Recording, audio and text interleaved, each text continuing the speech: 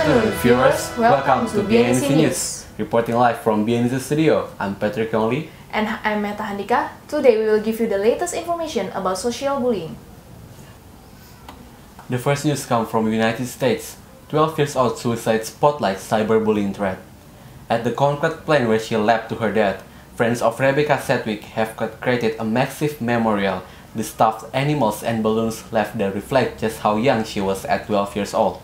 Her mother, Tricia Norman, says her daughter's suicide came after months of bullying on social media and in person.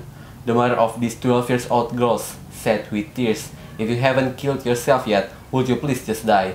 They got what they wanted. Norman said the bullying continued even after she complained to school officials. She already told them about her daughter is being threatened, but even after it processed, Becca is still get jumped. Norman says the bullying began last December. She did everything she could think of. She moved her daughter to another school and even closed her Facebook account. But Polk County Sheriff Grady Judd says the torment didn't stop. Judd also found some quotes from this occurrence in social media that unexpectedly said by young girls.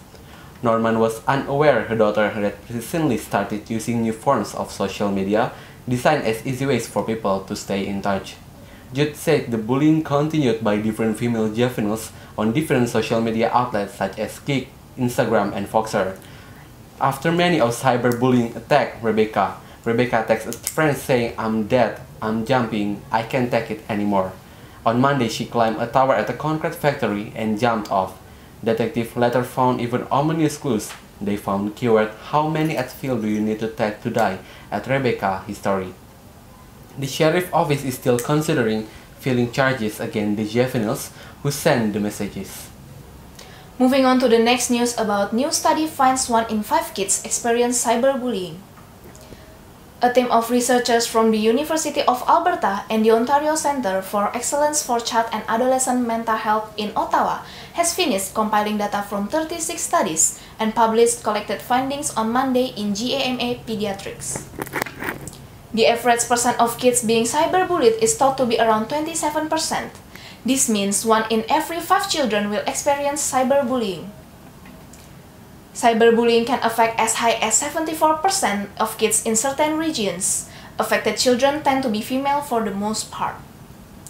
Michelle Ham from Alberta Research Center for Health Evidence at the University of Alberta, Canada, says that in order to protect children, there is need for a prevention and management program that should act on multiple levels from parents to teachers and specialists.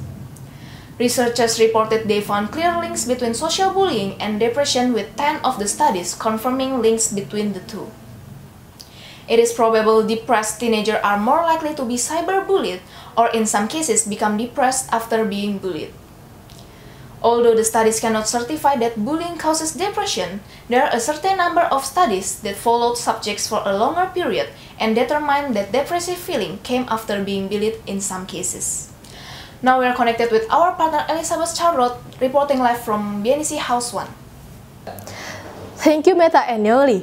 Good afternoon, viewers. I'm Elizabeth, reporting live from BNC House 1. And viewers, as you can see now, I'm standing right behind the preparation of the social bullying campaign that is held by Binus English Club.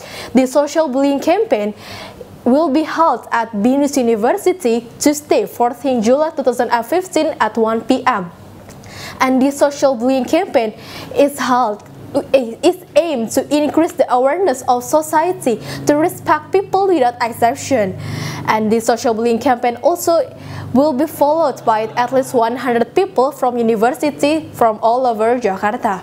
And viewers, besides me, there's the project officer of the social bullying campaign, Mr. Vindi. Let us welcome Mr. Vindi. Mr. Vindi, thank you for your time, for sparing your time to come to our discussion right now. And Mr. Vindi, what is actually your target and your goals by doing the social bullying campaign? So our target and goal is to make the society realize that social bullying is bad. So we want them to, instead bullying the people, we want them to help and support the people who get bullied instead. Yes, besides the targets and the goals, yes, what is actually your expectation by doing this social bullying campaign? Well, my expectation is I hope that the people who get bullied will realize that this is not a discrimination. I want the society to help them instead, so they can get encouragement from them, and they can change themselves. And for the society to realize that bullying is not good. Yes, that's a good answer. And Yep. as you're the project officer of this social bullying campaign, can you give the message to the society to increase the awareness of the society to not bullying people?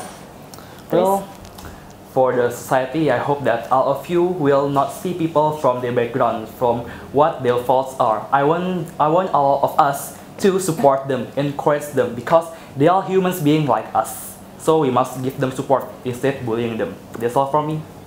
Yes, thank you, Mr. Vindi, Yes. for your amazing answer.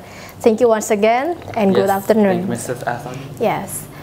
Yes, viewers, the social bullying campaign is aimed to increase the awareness of the society to not bully people. Also, this campaign will also have another purpose to increase the awareness to respect people without exception.